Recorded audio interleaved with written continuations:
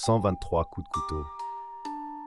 Mais en 1996, la police n'a presque rien pour retrouver le tueur. Suite de la partie 1-6, on s'était arrêté sur cette nuit du 28 décembre 1996. Christelle Blétry, 20 ans, disparaît après une soirée à Blanzy.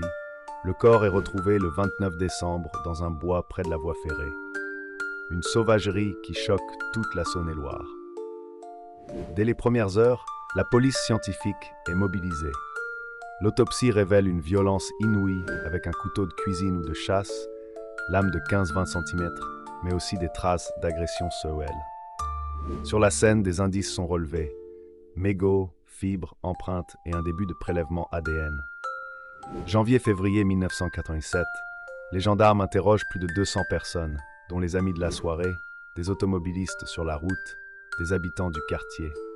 Un suspect local est rapidement placé en garde à vue, un homme de 35 ans connu pour des attouchements. Mais son ADN ne matche pas et il a un alibi solide. Un autre homme, un marginal du coin, est entendu plusieurs fois. Il avait déjà agressé des femmes. Mais là encore, pas de preuves matérielles. L'ADN de 1996 est encore très limité. Les prélèvements sont faits, mais la technologie de l'époque ne permet pas de comparaison massive.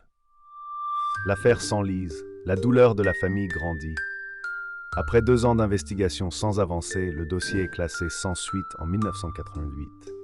Comment un crime aussi atroce, avec autant de violence, peut-il rester impuni? Qui se cache derrière ce crime?